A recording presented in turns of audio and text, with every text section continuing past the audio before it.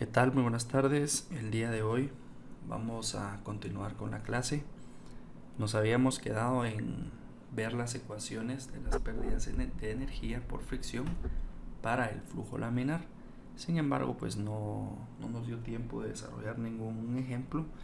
Y entonces, pues hoy vamos a desarrollar algunos ejemplos y vamos a resolver un ejemplo también para el flujo laminar y turbulento que había quedado pendiente en la sesión anterior. Entonces este es el ejemplo 8.3 y dice lo siguiente: determine el rango de la velocidad de flujo promedio para el cual el flujo estaría en la región crítica si por una tubería de acero de 2 pulgadas cédula 40 fluye aceite SAE 10 a 60 grados Fahrenheit. El aceite tiene una gravedad específica de 0.89. Entonces, veamos o analicemos qué es lo que nos está pidiendo el problema. Primero nos dice que tenemos que encontrar un rango de velocidad. ¿Qué quiere decir esto? Que no voy a obtener una única respuesta, sino que voy a obtener un rango. Luego, nos dice que debe estar el flujo en la región crítica. Nosotros habíamos visto un cálculo para flujo laminar y un cálculo para flujo turbulento, pero ahora debe estar en la región crítica. Entonces tenemos que encontrar esas velocidades que cumplan con que este problema caiga específicamente en la región crítica. No significa que nosotros en la vida real vayamos a trabajar en la región crítica. Recuerden que la recomendación es sacar de la región crítica el problema que yo esté resolviendo, ¿verdad? Cambiando o modificando un poco el problema, pero evitando caer en la región crítica. Entonces, en este caso, pues como es un ejercicio, pues eso es lo que nos están pidiendo. Luego dice que la tubería es de acero, cédula 40. Por lo tanto, para encontrar el diámetro interior, pues tenemos un diámetro nominal de 2 pulgadas, pero el diámetro interno de la tubería pues va a ser diferente. Luego también nos dice que tenemos un aceite con una gravedad específica de 0.89. Eso quiere decir que yo debo encontrar la densidad de ese aceite tomando como referencia la densidad del agua, ¿verdad? Entonces, si ustedes observan las unidades del problema, estamos trabajando en el sistema inglés. Por lo tanto, tenemos que considerar que todo lo que vayamos a utilizar esté en pies y en slugs. Entonces, empecemos haciendo un pequeño diagrama del problema. Entonces, veamos. Tenemos una tubería, pues al igual que como lo hemos hecho en los casos anteriores, vamos a dibujar una tubería y vamos a colocar algunos datos que nos pueden ayudar a resolver el problema. Primero, que fluye aceite SAE 10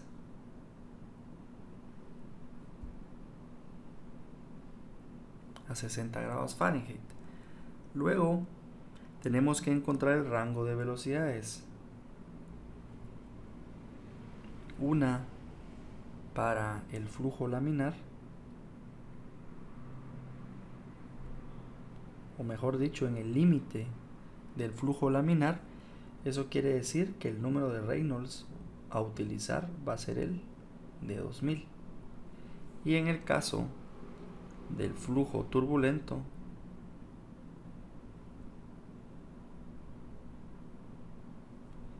el número de Reynolds que vamos a utilizar es el de 4000. Entonces, de esa manera pues yo puedo garantizar encontrar un rango de velocidades. Con qué velocidad yo tengo un número de Reynolds de 2000 y con qué velocidad yo tengo un número de Reynolds de 4000. Entonces, todas las velocidades que estén intermedias, pues yo sé que van a que van a cumplir con esa característica. Entonces, lo que vamos a hacer es, como primer paso, vamos a encontrar la densidad de este aceite. Entonces, la densidad del aceite va a ser igual a la densidad del líquido por la gravedad específica, perdón, a la densidad del agua. Entonces voy a poner aquí densidad del agua a una temperatura estándar y multiplicado por la gravedad específica. Entonces, en este momento ya tenemos la densidad del agua, que normalmente en el sistema inglés se toma como referencia una densidad de 1.94 slugs partido pie cúbico multiplicado por la gravedad específica, que es 0.89. Esto va a ser igual a un valor de 1.73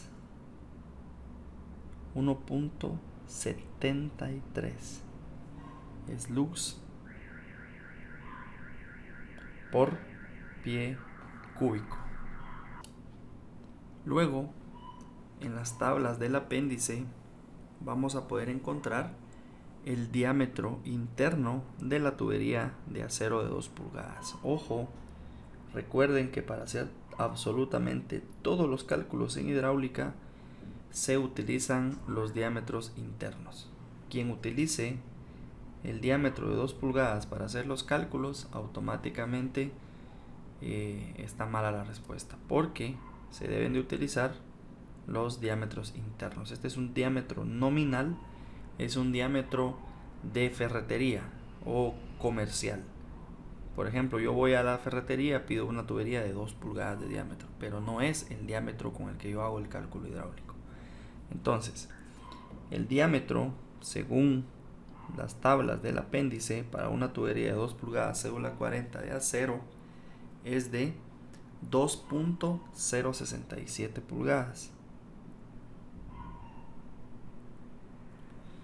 Y este valor debo convertirlo a pies. En pies va a ser un valor de 0.1723 pies. Ahora tengo que encontrar la viscosidad dinámica. Entonces la viscosidad dinámica va a tener un valor de,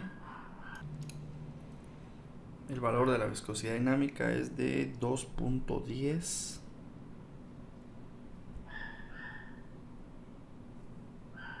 por 10 a la menos 3 slugs partido pie por segundo. Entonces muchos se dirán, ¿y de dónde salió esa viscosidad dinámica? Pues de las tablas de las propiedades que nosotros tenemos en los fluidos, ¿verdad? Todas están en el apéndice del libro. Yo no me estoy inventando nada, pero vamos a buscar esa imagen para que ustedes la vean y puedan ver de dónde es que está saliendo ese valor. Entonces, permítanme un segundo en lo que logro cargar la imagen y podemos ver de dónde es que se obtiene ese valor.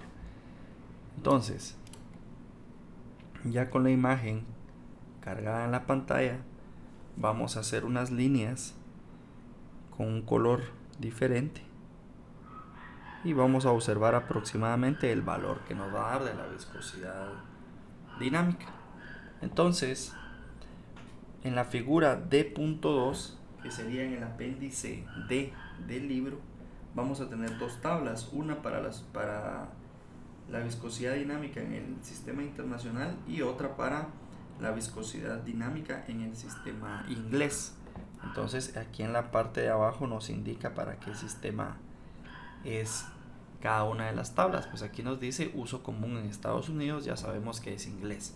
Entonces tenemos temperatura en grados Fahrenheit y tenemos ya la viscosidad dinámica, que está tapada por unas letras ahorita, pero tenemos la viscosidad dinámica que está en, permítanme, está en libras pie partido, libras por segundo partido pie al cuadrado, pero sus unidades equivalentes es luz partido pie por segundo. Entonces no van a creer que está malo. Luego, para poder encontrar esa viscosidad dinámica, lo que tenemos que hacer es primero buscar el fluido con el que estamos trabajando. Entonces en este caso pues es un aceite SAE10. Ya lo encontramos, ya tenemos su gráfica. Por lo tanto, lo que debemos hacer ahora es observar a qué temperatura se encuentra ese aceite. Vemos que está a 60 grados Fahrenheit. Por lo tanto, vamos a trazar una línea desde los 60 grados Fahrenheit hasta donde se intersecte con la curva de ese aceite. Entonces ahí ya tenemos la línea en color rojo a los 60 grados Fahrenheit y ahora solo intersectamos esa línea del aceite SAE 60. Entonces vean, ese punto es donde hizo intersección. Por lo tanto, si nosotros extendemos otra línea hacia la parte izquierda de la gráfica, vamos a obtener el valor de la viscosidad dinámica. Entonces en ese caso sería 2 punto y algo por 10 a la menos 3. Entonces nosotros asumimos que es un valor de 2.1. Aquí repito, puede dar a todos nos puede dar un poco diferente, porque no todos vamos a observar de la misma forma la gráfica. Entonces, por ejemplo, alguien en lugar del 2.1 puede poner 2.05, o puede poner 2.15, o puede poner 2.2, o puede poner 2.3. Por ejemplo, que me ponga 3 por 10 a la menos 3, ahí sí ya no, porque 3 por 10 a la menos 3 sí ya sería a la mitad de la gráfica. Entonces pues eso tampoco está sucediendo, ¿verdad? Tampoco estamos a la mitad de ese rango, ¿verdad? Ahí sí estaría malo. O ponerme, por ejemplo, un valor aquí abajo, también estaría malo, ¿verdad? Pero sí tiene que ser un valor muy cerca del 2, ¿verdad? Porque es lo que más se está acercando a mi gráfica. Entonces, ya aclarado eso, pues ya sabemos que es 2.1 por 10 a la menos 3. Ahora vamos a encontrar la velocidad para el rango del número de Reynolds de 2000. Entonces, ese sería mi primer paso para el flujo laminar. Yo sé que el número de Reynolds es igual a la densidad por la velocidad por el diámetro dividido la viscosidad dinámica. Entonces, despejamos de la ecuación la velocidad y nos va a quedar número de Reynolds por viscosidad dinámica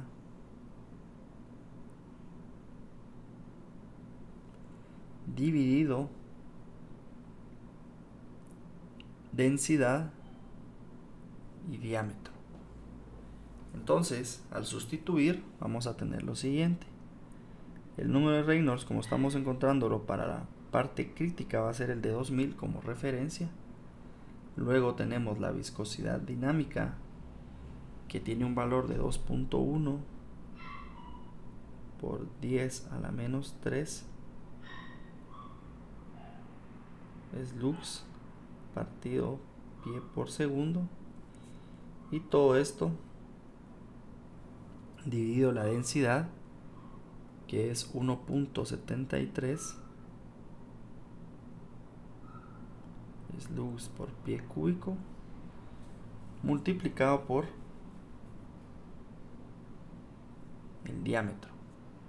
Entonces el diámetro va a ser de 0.1723 pies. El resultado de esta operación es de, permítanme,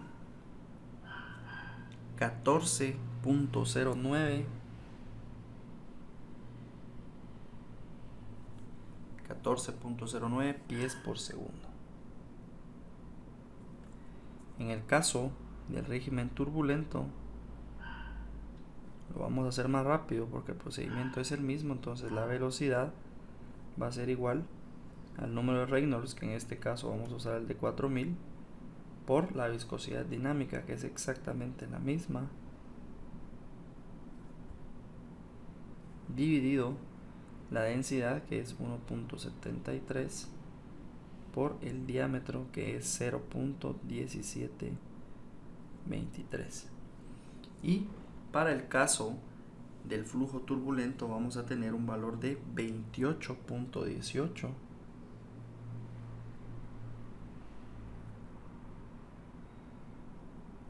pies por segundo. Entonces ya tengo la velocidad máxima que yo puedo tener para estar dentro del flujo laminar y la velocidad mínima para estar dentro del flujo turbulento. ¿Qué significa eso? De que todos los valores que estén entre 14.09 y 28.18 van a hacer que este problema en específico entre dentro de la región crítica. Por lo tanto, a la hora de dar mi respuesta, entonces yo voy a colocar si 14.09 pies por segundo es menor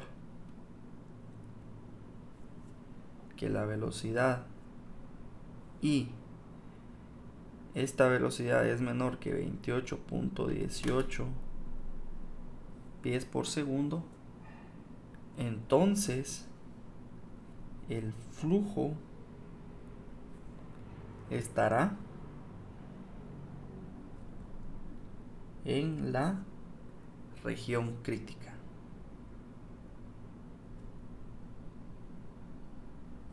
O también le podemos decir zona de transición.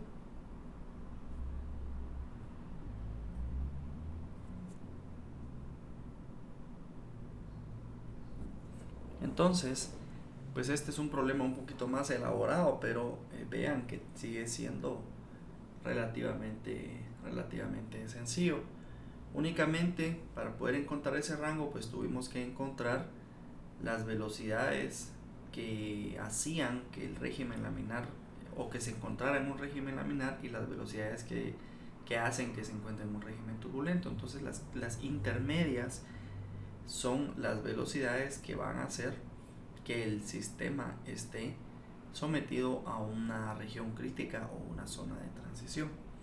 Entonces esa sería la respuesta para este primer problema. Ahora vamos a resolver los siguientes problemas. Estos problemas sí ya son parte de la pérdida de carga o la pérdida de energía por fricción en un flujo laminar. Pero ojo, a nosotros nunca en un enunciado nos van a decir determine la pérdida de energía por fricción utilizando la ecuación de régimen laminar. No, eso no me lo van a decir. Más bien yo tengo que determinar antes de utilizar la ecuación, tengo que determinar si es laminar o si es turbulento o si está en zona de transición, y luego tomar una decisión de hacer alguna modificación para poder encontrar esa pérdida de energía. Entonces, en este caso vamos a recordar que nosotros vimos dos ecuaciones, ¿verdad? Vimos dos ecuaciones para las pérdidas de energía en el flujo laminar. Vimos primero la ecuación de Darcy, que nos decía que las pérdidas de energía por fricción iban a ser igual a F, que es un factor de fricción adimensional, multiplicado por la longitud de la tubería dividido el diámetro interno por la carga de velocidad, que nosotros sabemos que es la velocidad al cuadrado dividido 2 veces la gravedad. Esta es la alternativa 1 que tenemos. Y también habíamos visto que el factor de fricción para esta alternativa era de 64 partido el número de Reynolds. Entonces, ¿qué significa eso? Que igual tengo que calcular el número de Reynolds. ¿De dónde salió ese valor de 64 partido el número de Reynolds? Salió de una igualación que hicimos con la ecuación de Hagen. ¿Por qué? Porque la ecuación de Hagen resulta que es una ecuación equivalente y es de la forma: pérdidas de energía por fricción es igual a 32 por la viscosidad dinámica por la longitud por la velocidad dividido peso específico por diámetro interno de la tubería al cuadrado. Entonces, para encontrar este factor de fricción, lo que hicimos fue igualar la ecuación 1 y la ecuación 2. Entonces, habíamos dicho que HL era igual a HL y nos quedaba al final una expresión que nos decía que F iba a ser igual a 64 veces la viscosidad dinámica partido velocidad, diámetro, densidad. Así nos quedaba. Pero nosotros sabemos que el número de Reynolds es igual a velocidad, diámetro, densidad dividido viscosidad dinámica. Entonces, si nos damos cuenta, velocidad, diámetro, densidad lo tenemos acá y viscosidad dinámica la tenemos arriba. Por lo tanto, 1 sobre NR, entonces sabemos que 1 sobre NR es igual a viscosidad dinámica partido velocidad, densidad, diámetro. Por lo tanto, esto es igual a esto, entonces nos queda NR en el denominador. Por lo tanto, al final pues nos quedaba 64 partido el número de Reynolds. Eso ya lo habíamos visto en la presentación de la clase anterior. Entonces pues solo es un pequeño recordatorio para que sepamos de dónde es que estamos sacando nosotros las ecuaciones. Ojo, la ecuación 2 es únicamente para un régimen laminar, única y exclusivamente. Esta ecuación o esta forma de calcular el factor de fricción también es únicamente para el régimen laminar. Ahora, la ecuación 1 sí es para laminar y turbulento, pero cambia la forma en calcular la forma en la que se calcula el factor de fricción. Aún no lo hemos visto, pero ojo, por eso les digo, estamos hablando del flujo laminar, pero ya cuando vayamos al examen yo no les voy a decir, miren, este es un problema de flujo laminar o este es un problema de flujo turbulento. Ustedes tienen que ser capaces de determinar mediante el cálculo del número de Reynolds si es laminar o turbulento, y a partir de ahí tomar una decisión si utilizar la ecuación 1 o la ecuación 2. Si es laminar pueden usar la 2, si es turbulento van a tener que usar la 1 sí o sí, y ojo, para turbulento no se calcula el factor de fricción como está definido acá. Eso lo quiero dejar claro para que no tengamos ningún problema ya a la hora del examen, de que me digan no, es que no lo sabía, no, se los estoy comentando de una vez. Entonces ahora sí, ya conociendo nuestras ecuaciones de partida, vamos a resolver el problema que tenemos acá. Este es el ejemplo 8.4.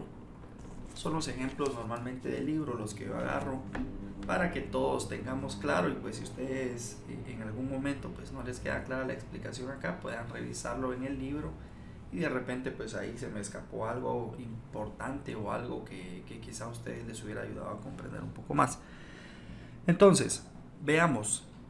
El enunciado dice: determine la pérdida de energía si a través de una tubería estándar, diámetro nominal 150 milímetros, cédula 80, fluye glicerina a 25 grados Celsius a lo largo de 30 metros con una velocidad promedio de 4 metros por segundo. Entonces acá observemos que ya nos están dando varios datos, ¿verdad? Varios datos del problema. Entonces, de igual forma, vamos a hacer un pequeño dibujo. Siempre es importante para que tengamos claro lo que estamos trabajando. Quien sí lo tenga claro desde la lectura del enunciado, pues no es indispensable hacer un dibujo, ¿verdad? Pero quien lo quiera hacer, pues es mucho más gráfico, ¿verdad? Entonces vamos a tener glicerina a 25 grados Celsius y tenemos un flujo a una velocidad de 4 metros por segundo. Tenemos un diámetro nominal de 150 milímetros.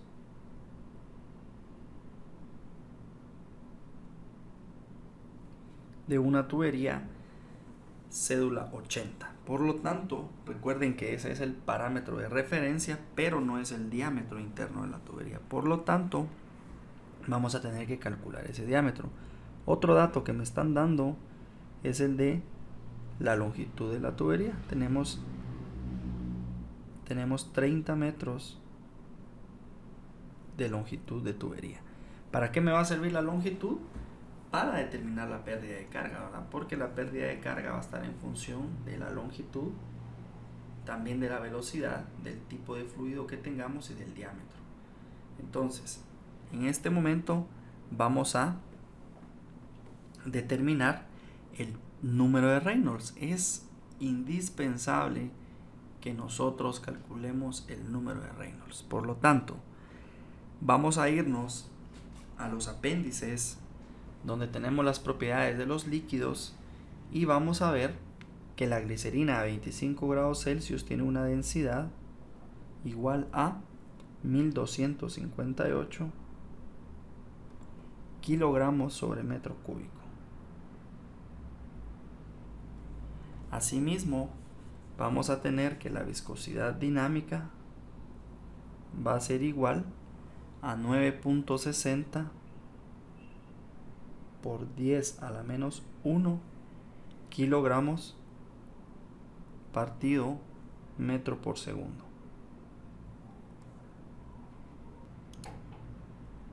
Y por último, el diámetro interno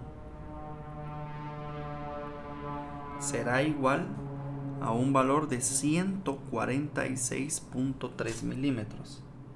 146.3 milímetros, que en el sistema internacional son equivalentes a 0.1463 metros. Por lo tanto, ya tengo los valores para comenzar a resolver mi problema y de una vez aprovecho y calculo el número de Reynolds. Entonces el número de Reynolds densidad, velocidad, diámetro partido viscosidad dinámica va a ser igual a 1258 por velocidad 4 por diámetro 0.1463 dividido viscosidad dinámica, que es 9.60 por 10 a la menos 1. Y esto me va a dar como resultado un valor de 766.86. Como les había comentado anteriormente, este punto 86, con los rangos tan grandes que tenemos, prácticamente no nos va a cambiar o no nos va a influenciar nuestro resultado, por lo que podemos decir que nuestro número de Reynolds es de 767, redondeado, ¿verdad? Entonces solo lo voy a escribir bien, 767. Ya tenemos nuestro número de Reynolds. ¿Qué significa? Que el valor sea 767, que tenemos un flujo laminar. Por lo tanto, podemos utilizar cualquiera de las dos ecuaciones que habíamos visto anteriormente. Entonces, como estamos aprendiendo, vamos a utilizar las dos, ¿verdad? Vamos a utilizar las dos porque son relativamente prácticas en el régimen laminar. Empecemos con la de Hagen. Vamos a utilizar primero la ecuación de Hagen. Y la ecuación de Hagen va a ser igual a HL 32, viscosidad dinámica, longitud, velocidad, dividido peso específico por diámetro al cuadrado. Entonces, el peso específico, ¿de dónde lo obtengo? Pues lo puedo obtener de las tablas de los apéndices también, ¿verdad? Entonces veamos, para la glicerina a 25 grados Celsius, el peso específico es de 12.34 kilonewton partido metro cúbico. Entonces 12.34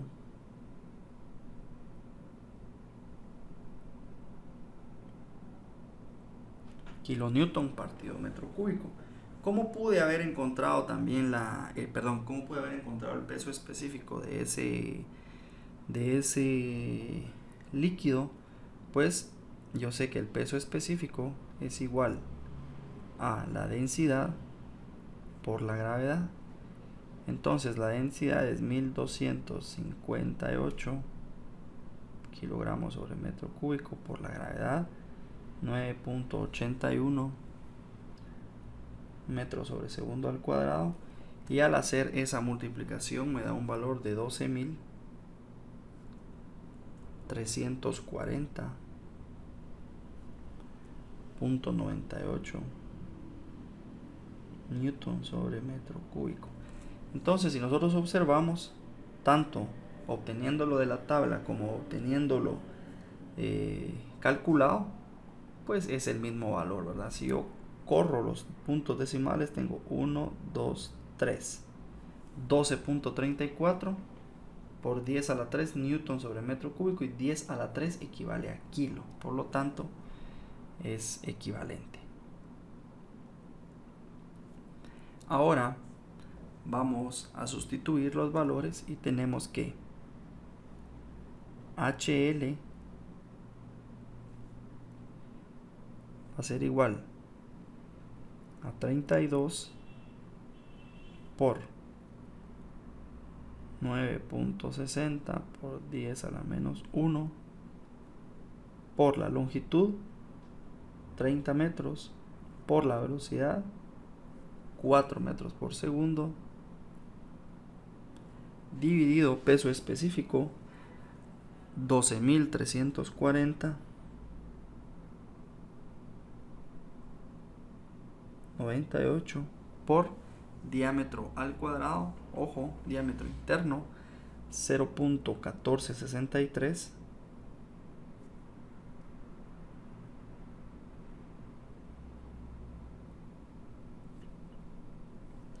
y eso me va a dar como resultado una pérdida de energía por fricción de 13.96 metros.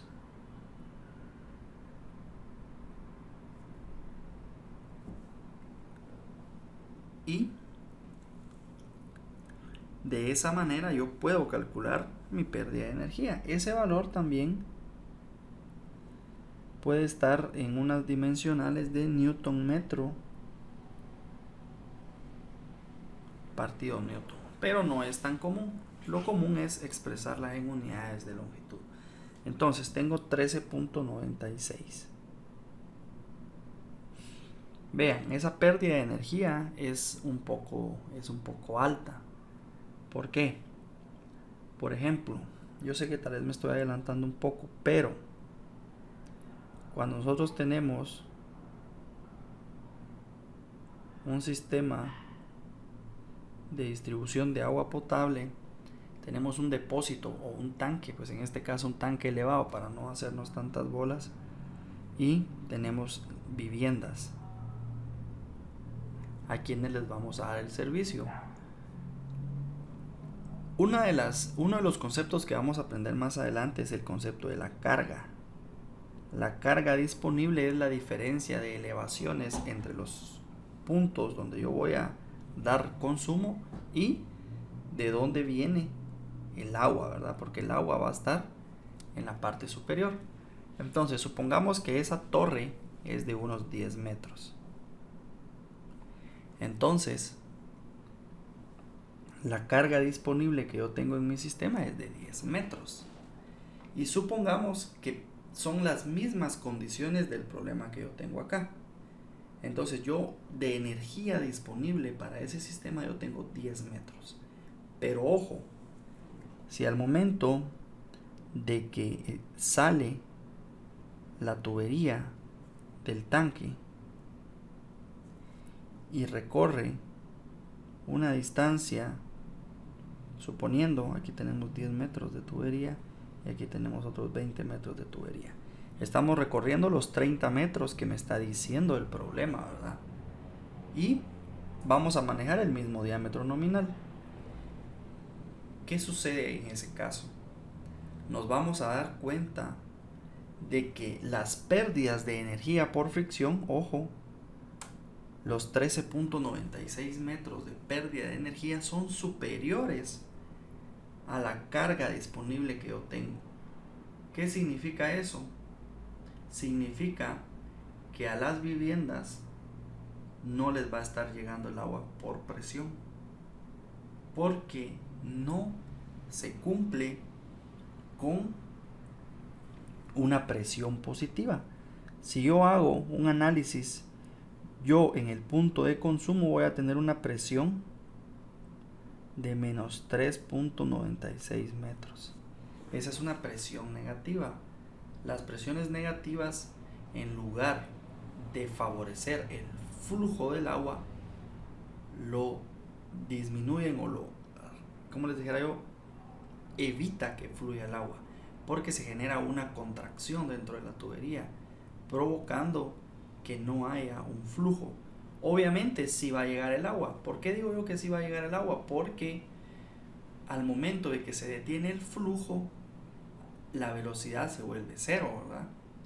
¿Qué pasa cuando la velocidad se vuelve cero? Pasa lo mismo que en un nivel de mangueras.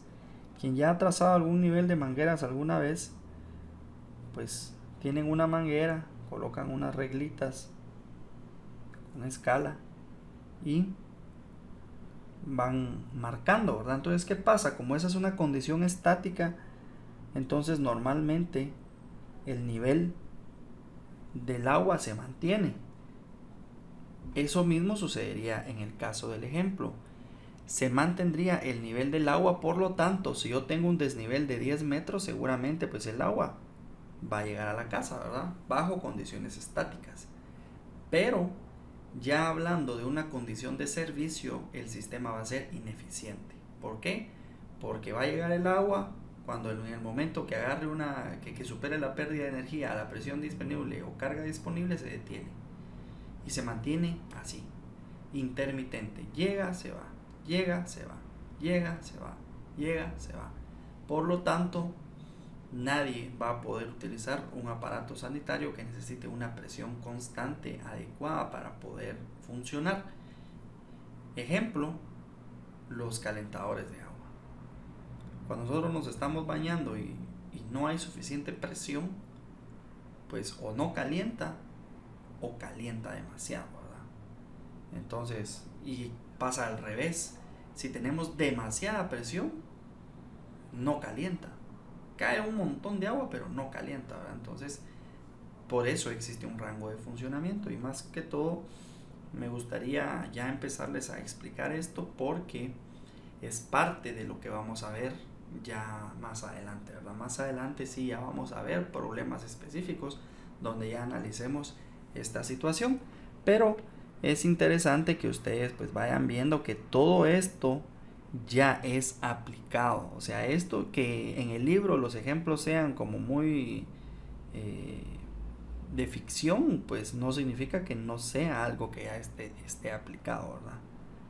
Entonces vean que esto ya cualquiera ya puede empezar a interactuar con esto, con estas ecuaciones, ¿verdad? Ya algo más aplicado.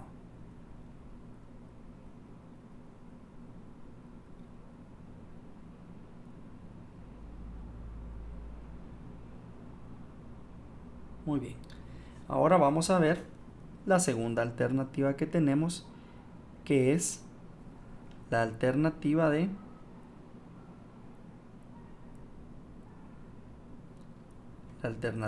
Darcy. Entonces, con la ecuación de Darcy, primero tenemos que calcular el factor de fricción. Ya habíamos visto que el factor de fricción era igual a 64 dividido el número de Reynolds.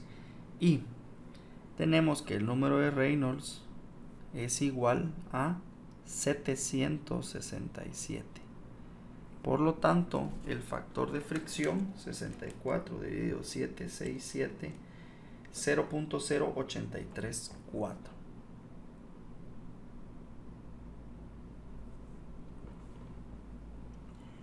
Ese sería 8344. Ese sería mi factor de fricción. Por lo tanto, utilizando la ecuación de Darcy, vamos a tener factor de fricción por longitud partido diámetro por velocidad al cuadrado dividido 2 veces la gravedad. Y acá vamos a tener una respuesta, vamos a sustituir datos. Tengo 0.08344 por la longitud. La longitud es de 30 metros dividido diámetro. El diámetro interno es de 0.1463 por velocidad. La velocidad es de 4 al cuadrado, porque es velocidad cuadrado, dividido 2 veces la gravedad, que es 9.81. Entonces, el resultado de este problema utilizando la ecuación de Darcy va a ser igual a 13.95 metros o newton metro partido newton. Si ustedes se dan cuenta, la diferencia entre una ecuación y otra pues prácticamente es nula, ¿verdad? Estamos hablando de 0.01 metros de diferencia, o sea, 1 centímetro de diferencia. Eso pues comparado con el amor de una madre, créanme que no es nada, ¿verdad? Nadie les puede cuestionar ese 0.01 porque no estaría influenciando en absolutamente nada. Entonces, de esa forma, nosotros vemos cómo se calculan las pérdidas de carga para problemas que estén dentro del rango laminar. Si ustedes se dan cuenta, es algo relativamente sencillo, ¿verdad? No hay mayor dificultad en hacer esos cálculos y pues no deberíamos de tener ningún problema a la hora de realizarlos. Son relativamente sencillos. Se complica un poco en el régimen turbulento, pero en el régimen laminar no es tan complicado. Muy bien, entonces de esta forma podemos regresar y podemos repasar los ejercicios que hemos visto. En un principio resolvimos el problema 8.1 para conocer cuáles eran los límites del rango laminar o del régimen laminar, perdón. Luego resolvimos otro ejemplo donde vimos que teníamos un caso de un ejemplo de un régimen turbulento. Para finalizar, en el tema de los flujos, hicimos un ejercicio para poder determinar el rango de velocidades en los cuales entraba en una región crítica o una zona de transición, un problema en específico, y en este momento pues determinamos mediante las dos ecuaciones, tanto con la ecuación de Hagen como con la ecuación de Darcy, encontrar la pérdida de energía por fricción en una tubería, ¿verdad? En este caso todavía no estamos evaluando términos de temas de presión, no estamos evaluando varias cosas que yo me anticipé haciéndoles un esquema para que más o menos vayan viendo hacia dónde va dirigido este cálculo. Cualquiera se puede decir, bueno, hasta el momento no hemos visto nada aplicado, ¿verdad? ¿Para qué estamos viendo esto? ¿Por qué resolvemos problemas del libro? ¿Por qué no estamos ya resolviendo sistemas reales? Porque no podemos resolver sistemas reales si no tenemos el fundamento teórico de por qué se utiliza cada ecuación y de dónde viene.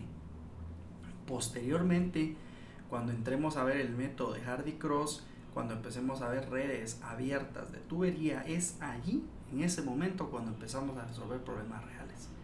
Y yo les voy a enseñar cómo yo resuelvo mis proyectos utilizando todo lo que estamos viendo aquí en la clase. O sea, realmente esto ya es aplicado. Estamos viendo la teoría, luego vamos a ver cómo se aplica en la vida real. Entonces espero que eso para ustedes pues sea bastante productivo y pues lo puedan aprovechar. Ahora tenemos otro problema propuesto, el cual dice de la siguiente forma: una bomba sumergible para pozo profundo suministra 40 galones por hora de agua a 60 grados Fahrenheit por una tubería de acero de 1 pulgada cédula 40 cuando opera en el sistema mostrado en la figura. Si la longitud total de la tubería es de 140 pies, calcule la potencia que le proporciona la bomba al agua. Entonces vean, aquí sí ya es un problema aplicado. Ese problema, por muy sencillo que se vea el dibujo, es algo real. Ese es un problema de la vida real. ¿Por qué? Porque ese famoso tanque de almacenamiento que tienen ahí es prácticamente como un sistema hidroneumático, ¿verdad? Que la bomba está llenando un depósito que contiene aire dentro. Entonces esa presión de aire hace que se mantenga una presión de servicio en el sistema.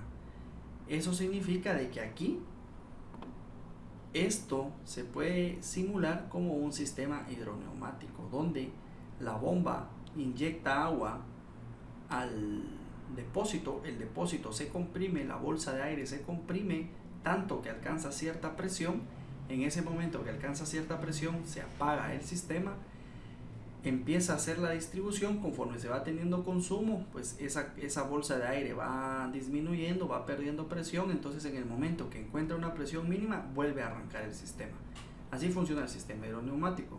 Sin embargo, pues este es un problema estático, ¿verdad? Me están diciendo que la presión es constante en la cámara de aire, ¿verdad? Entonces, lo único que tengo que determinar yo es, primero, la pérdida de energía que hay por fricción en esta tubería y luego encontrar la potencia de la bomba. Entonces, para poder hacer eso, yo tengo que utilizar las ecuaciones que yo ya conozco de el curso de mecánica de fluidos y algo que vimos así de manera muy general y muy rápida en la primera sesión del curso de hidráulica. Entonces, como nosotros ya sabemos resolver este problema, entonces vamos a empezar a ver cuáles son los detalles principales que tenemos que considerar para su resolución. Entonces veamos primero qué tenemos que definir. Para poder resolver este problema tenemos que utilizar la ecuación general de la energía. Yo creo que pues varios ya se dieron cuenta de esa parte. ¿Qué puntos me interesan a mí considerar para poder resolver este problema? Recuerden que tengo que buscar los puntos donde me sea más fácil poder eliminar las variables. En este caso, los puntos más fáciles son la superficie del agua donde está sumergida la bomba, que ese sería mi punto número 1. ¿Por qué sería fácil ese? Porque tiene una ventilación. Y como tiene una ventilación, entonces la presión en ese punto va a ser la presión atmosférica. Pero nosotros, por facilidad, decimos que esa presión en 1 va a ser 0, ¿verdad? Porque estamos dentro de un pozo, dentro de un tanque grande, llamémosle así, entre comillas. ¿Qué pasa con la velocidad cuando estamos en un tanque grande también? Esa velocidad tiende a ser 0. No es que sea 0, pero se aproxima a 0. Por lo tanto, también vamos a tener facilidad de poder analizar ese punto. Lo único que nos va a quedar ahí, pues va a ser el tema de la carga de la elevación, pero como nuestro nivel de referencia también va a estar ahí, seguramente va a ser 0 también. Y pues considerar la energía añadida por la bomba. Si tuviéramos algún otro equipo mecánico que retire energía del sistema, deberíamos de considerarlo, y sí, debemos considerar también las pérdidas de energía. En este caso, pues únicamente vamos a considerar la pérdida de energía de la tubería. El accesorio todavía no, porque no hemos visto todavía cómo hacer este cálculo, ¿verdad? Eso es para un capítulo posterior. De momento nos interesa el de la tubería. Por lo tanto, vamos a trabajar con los datos que tenemos. Y para ello escribimos la ecuación. Perdón. Observemos algo. El año pasado me preguntaban cuál era la longitud de la tubería, porque en el problema dice 140. Entonces dice la longitud total de la tubería es 140, pero la diferencia de alturas es de 120. Y ojo, no confundan la longitud de la tubería con la diferencia de alturas de elevación, porque no tienen nada que ver. La tubería es este tramo que yo tengo acá, incluyendo ese tramo horizontal. Ojo, eso suma 140 pies. La diferencia de alturas es aparte, ¿verdad? Aparte la diferencia de alturas, aparte la longitud de la tubería. Por lo tanto, ahora sí, el punto número 2 lo vamos a poner dentro del depósito. Ojo, vean que en ese punto la presión no puede ser 0, porque es un depósito que tiene una presión de aire de 40 psi manométricos. Ahí mismo me lo están diciendo en el problema. Por lo tanto, esa presión no puede ser 0. Ojo, ese venía en el examen, este problema del año pasado, y muchos me pusieron la presión 0. Entonces, el problema está malo. Ahí mismo en el dibujo dice que tiene una presión de 40 psi manométricos. Por lo tanto, tengan mucho cuidado con este tipo de problemas.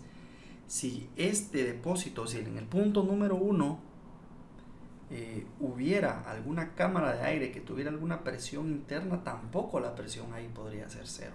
Tenemos que tener mucho cuidado con los datos que me está dando el problema y poderlos analizar de una forma que me facilite a mí la resolución. Entonces, en el punto número 2, lo que sí tenemos es una velocidad cero también, porque es un depósito grande. Entonces, en el punto número 2 también la velocidad va a tender a cero. No es que sea cero, ojo, va a tender a ser cero. Por lo tanto, esos serán mis dos puntos de análisis. Ahora escribo la ecuación general de la energía, ojo, siempre en la dirección del flujo. ¿Qué significa eso? Que el flujo, vean hacia dónde va, hacia arriba, de la bomba hacia el tanque. Por lo tanto, mi punto número 1 es en el fondo del pozo. Entonces, vamos a escribir presión 1 partido peso específico más carga de elevación más carga de velocidad más energía añadida por la bomba. Ojo, no tengo equipo mecánico, por lo tanto no hay energías removidas del sistema, pero sí tenemos pérdidas por fricción.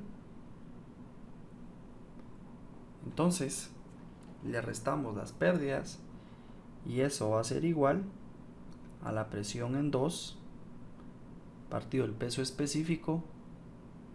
Ojo, es el mismo líquido, por lo tanto el peso específico pues se mantiene, más la carga de elevación en 2 más la velocidad en 2 al cuadrado dividido 2 veces la gravedad. Aquí ya tenemos escrita la ecuación general de la energía. Entonces ahora veamos cuáles son los términos que debo simplificar. La presión en 1 ya dijimos que iba a ser 0 porque está expuesta al ambiente por la ventilación que tiene la parte superior del pozo. Luego tenemos la velocidad en 1 que también es 0 porque es un depósito grande. Y luego en el otro lado de la ecuación pues podemos cancelar también la velocidad porque estamos en un depósito grande. Entonces me quedo con menos términos. Aprovechando, como yo realmente lo que tengo que calcular es la potencia de la bomba, entonces voy a despejar H sub A y luego por independiente voy a hacer el cálculo de HL, que son las pérdidas por fricción. Entonces tengo que HA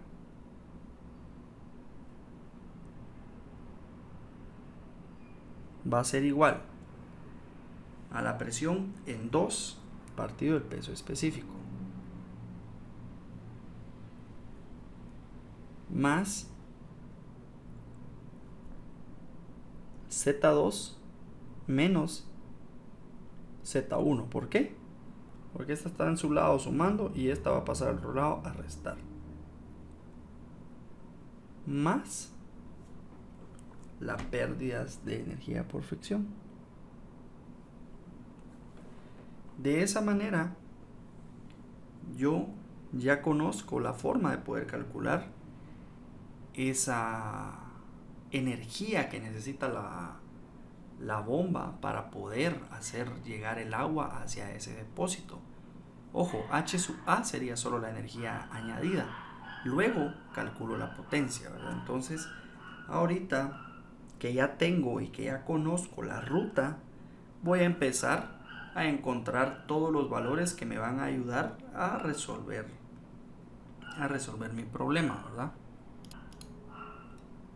Solo una situación, se me olvidó comentarles. El caudal que se tiene en este problema es de 4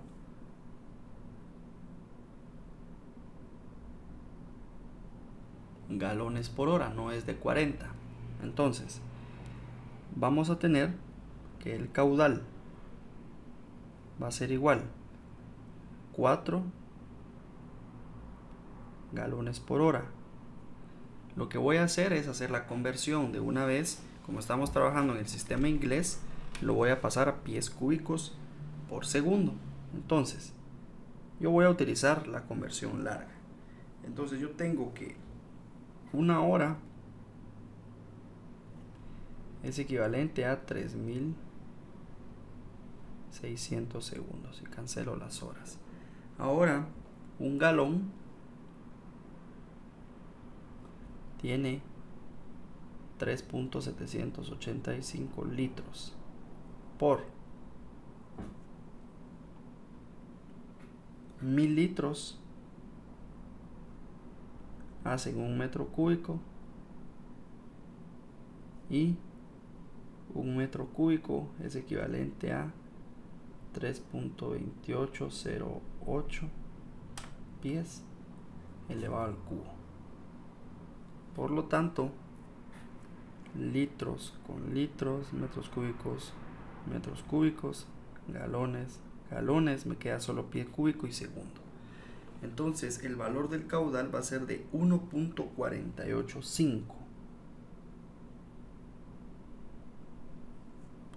por 10 a la menos 3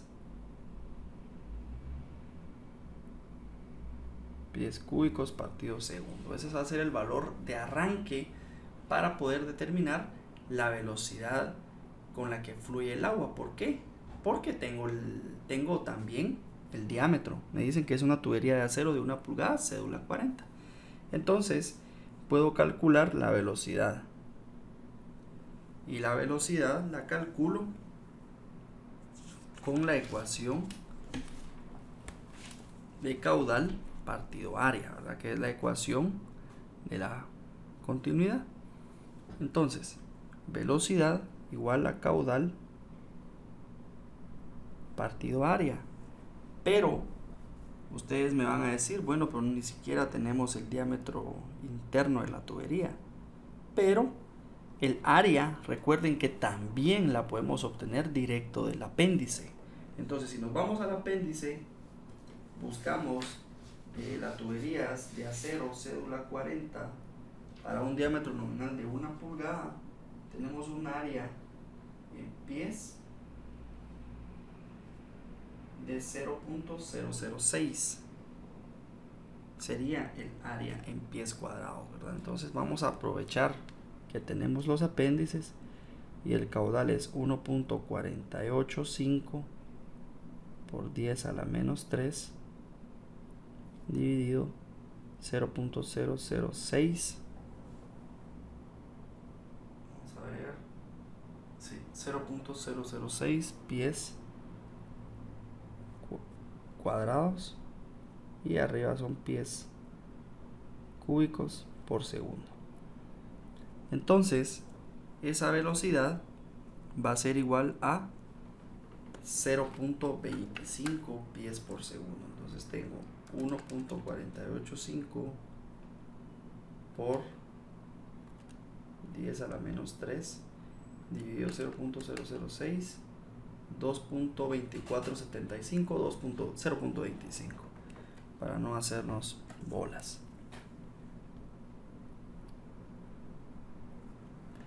0.25 pies por segundo. Teniendo la velocidad, vamos a calcular el número de Reynolds. ¿Por qué? Porque necesito saber si es laminar o si es turbulento. Entonces, número de Reynolds va a ser igual. En este caso, yo voy a utilizar la viscosidad cinemática para no buscar la densidad y la viscosidad dinámica. Entonces voy a utilizar la otra ecuación, que es velocidad diámetro partido viscosidad dinámica. Entonces De igual manera, de las tablas del apéndice de las propiedades del agua para un agua a 60 grados Fahrenheit, tenemos que la viscosidad cinemática es de 1.21 por 10 a la menos 5. Entonces ese es el valor que vamos a utilizar nosotros. Entonces, velocidad 0.25 pies. Diámetro también de las tablas del apéndice para tuberías de acero, cédula 40. Tenemos que el diámetro de una tubería de 1 pulgada en pies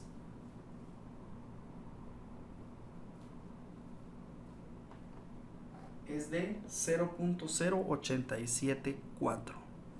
Entonces tenemos 0.0874 pies. Y la viscosidad ya la habíamos dicho, que es de 1.21 por 10 a la menos 5. Pies cuadrados sobre segundo. Entonces, esto va a ser igual a un número de Reynolds de 1805.78. 1805.78. Esto cae dentro de un flujo laminar. Por lo tanto, ahora vean, puedo encontrar HL, porque HL, si es laminar, puedo encontrarlo con la ecuación de Hagen o con la ecuación de Darcy. Entonces en este caso vamos a utilizar la ecuación de Darcy y vamos a encontrar nuestro factor de fricción, que va a ser igual a 64 dividido el número de Reynolds, que es 1805.78, y eso me va a dar un factor de fricción igual a 64 dividido 2000, perdón, es 1000. No, sí es 1000, pero la coma me falló.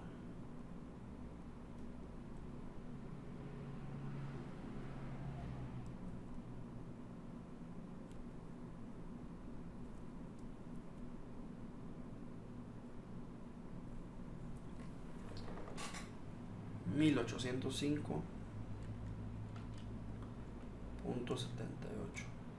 Entonces tengo un factor de fricción con un valor de 0.03544. 0.03544. Ojo, tratemos de utilizar mínimo 4 cifras significativas. ¿Qué significa eso? Que 35, 44 complementan esas cifras significativas para que nuestros cálculos sean un poquito más precisos, porque una variación con este factor sí podría representar un cambio un poco significativo dentro de lo que esté haciendo. Entonces ya tengo mi factor de fricción. Ahora voy a utilizar la ecuación de Darcy. Entonces tengo HL igual a factor de fricción, entonces 0.03544 por longitud de tubería. Ya vimos en el problema que la longitud es de 140 pies, dividido diámetro interno de la tubería es de 0.0874.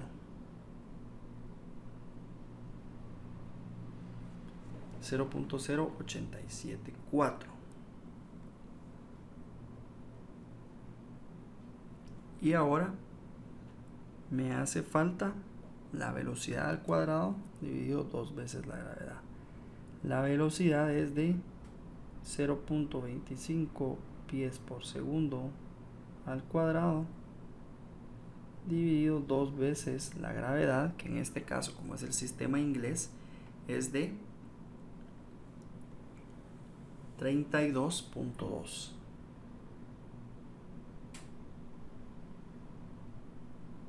pies por segundo al cuadrado. Entonces, lo que nos queda es resolver esa operación y nos va a dar como resultado un valor de 0.03544 por 140 por 0.25 al cuadrado dividido 0.0874 dividido 2 dividido 32.2, 0.055. 0.055 pies. Esa es la pérdida que está generando esa tubería por fricción.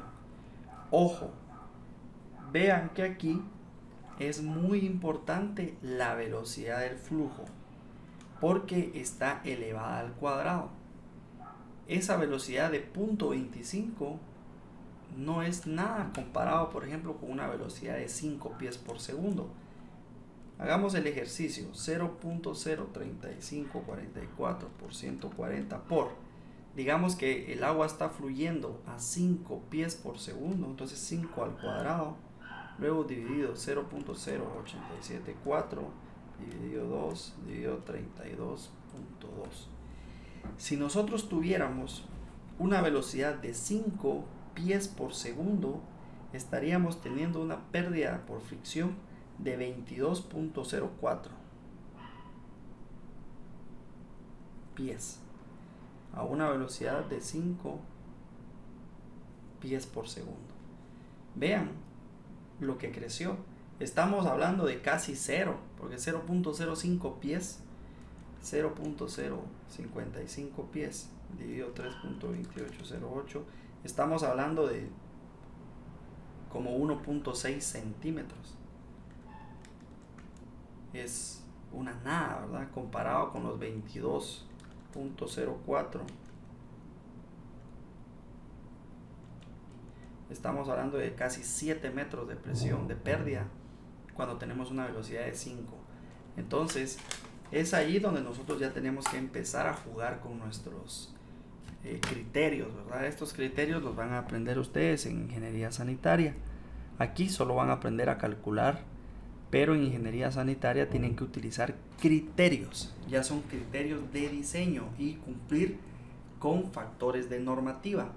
Entonces, en este caso, pues yo les voy dando unos tips solo para que en sanitaria pues no se pierdan tanto, porque yo ya no soy quien da el curso de sanitaria, ¿verdad? Yo creo que ustedes ya saben el nombre del otro ingeniero y pues él tiene bastante experiencia en el área de la ingeniería sanitaria, ¿verdad? Entonces les va a exigir un poquito más con los criterios, ¿verdad? Eso es lo que tienen que formar ustedes ya en los cursos ya profesionales.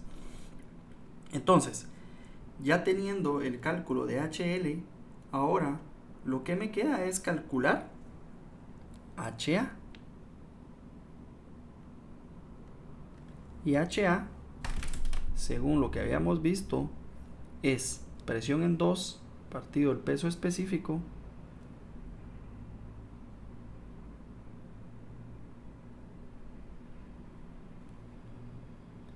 más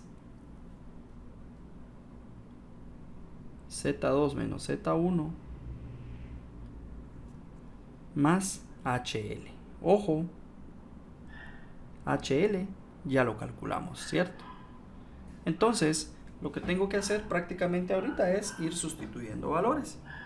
Entonces, veamos. Tenemos que la presión en 2 es la presión de aire que tengo dentro de la cámara del tanque.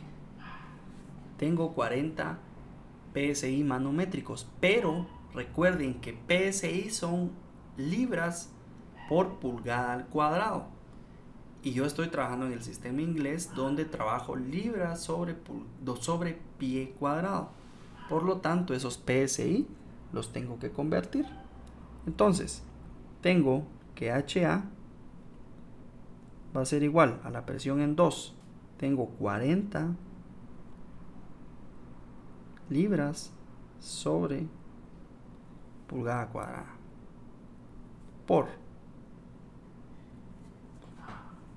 voy a tener que 12 pulgadas elevado al cuadrado equivalen a un pie cuadrado. O directamente puedo decir que 144 pulgadas cuadradas equivalen a un pie cuadrado. Esa es la conversión de esa presión. Luego tengo el peso específico del agua, que es de 62.40 o 62.4 libras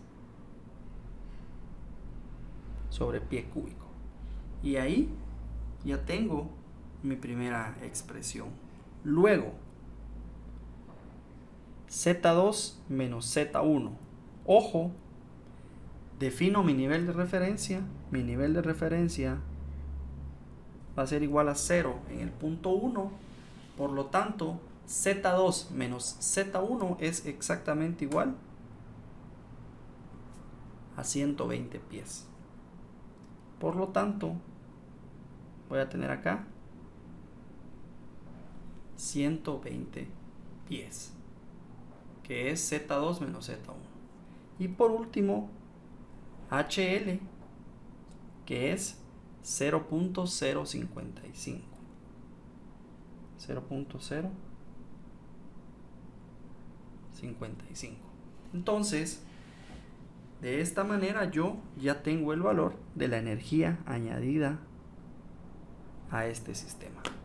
Entonces, haciendo los cálculos, tengo 40 por 12 al cuadrado dividido 62.4 más 120 más 0.055 me va a dar un valor de 212.36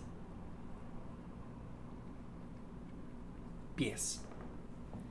Esa sería la energía que yo necesito añadir a mi sistema. Ojo, esa no es la potencia de la bomba. La potencia de la bomba la calculo con la ecuación.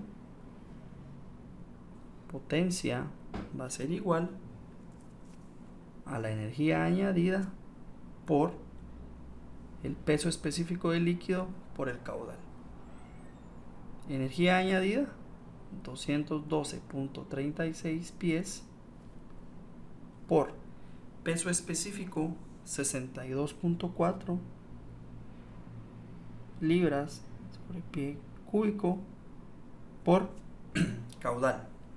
Caudal es 1.485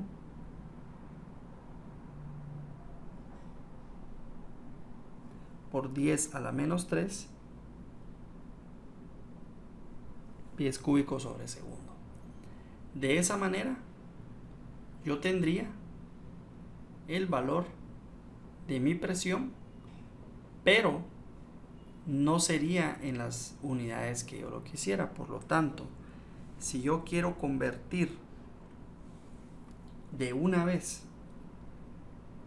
esa presión a caballos de potencia, ojo, no son caballos de fuerza, son caballos de potencia, entonces yo tengo 550 libras pie sobre segundo partido caballos de potencia. Ese sería el factor de conversión para poder de una vez encontrar mi respuesta en caballos de potencia. Entonces, la presión necesaria sería igual 212.36 por 62.4 por 1.485 por 10 a la menos 3. Eso me da 19.678 dividido 550 me da un valor de 0.036.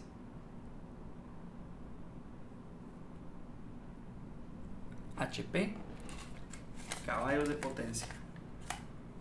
Y el factor de conversión es que un HP es igual a 550 libras pie por segundo. Entonces, de esta forma resolvemos el problema que teníamos en el enunciado, donde nos permite o donde nos pide calcular la potencia que le proporciona la bomba al agua, ¿verdad? Entonces vean cómo nos hubiera cambiado un poco el valor de la potencia si esa pérdida de energía hubiera sido muy grande. Vean, analicemos ahorita que tenemos un poquito de tiempo todavía. Si nosotros tenemos una pérdida de energía muy grande, en este caso fue muy pequeña, pero si hubiera sido muy grande, hubiera afectado en el cálculo de la potencia de la bomba. Vean cómo es directamente proporcional. Tengo HA, sumo la pérdida. Si yo hubiera tenido una pérdida de 100 pies, por decirles algo, entonces ya mi HA no hubiera sido 212, sino que 312, por poner un ejemplo. Entonces 312 por 62.4 por 1.485 por 10 a la menos 3 dividido 550, la potencia ya no tuvo que haber sido 0.03 o 0.036, sino que 0.05. Sigue siendo un valor muy pequeño, pero es por las características de mi problema. Pero van a haber problemas principalmente bajo flujos turbulentos, porque este es un flujo laminar, que significa que es un flujo bastante tranquilo, bastante lento, bastante controlable. Pero si nosotros nos vamos a meter al problema de tener un flujo turbulento, allí una pequeña variación me puede hacer cambiar la potencia del equipo increíblemente. Por ejemplo, uno de los problemas más grandes que se tiene en sistemas por bombeo es ¿cómo les diría yo? El dimensionamiento correcto de tanto los diámetros de la tubería como el caudal que voy a estar bombeando, el periodo de bombeo, que sería el tiempo de bombeo que yo voy a tener, y la potencia del equipo. Porque si yo voy a bombear 24 horas al día con una potencia de 1000 caballos, olvídense, ese es un proyecto insostenible. Pero si yo logro diseñar un sistema que tenga un diámetro adecuado, que me reduzca considerablemente la potencia del equipo, digamos que yo puse una tubería muy pequeña y por lo tanto la potencia creció, entonces yo puedo crecer el diámetro de la tubería pero que baje mi potencia. Entonces yo puedo ir variando condiciones de los problemas para hacer que sean lo más favorables posibles.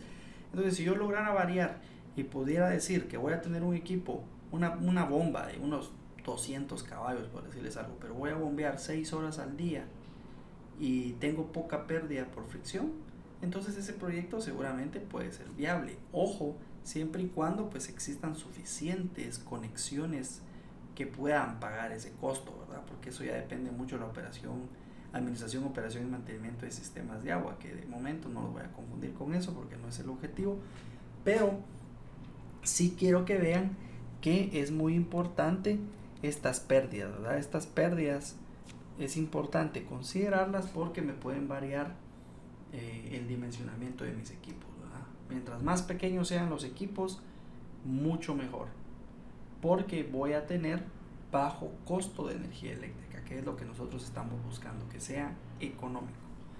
Entonces, con esto termina la sesión de hoy.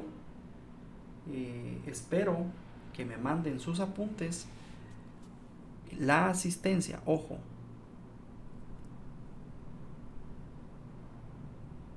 la asistencia es subir los apuntes de clase. Como máximo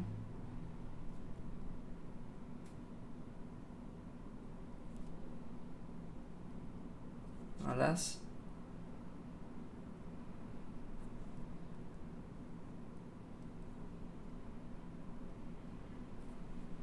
00 horas del día de hoy. Ahí va a estar habilitado el link para que todos carguen sus apuntes. Entonces, ya sea que les tomen foto o como sea, pero me los mandan en PDF.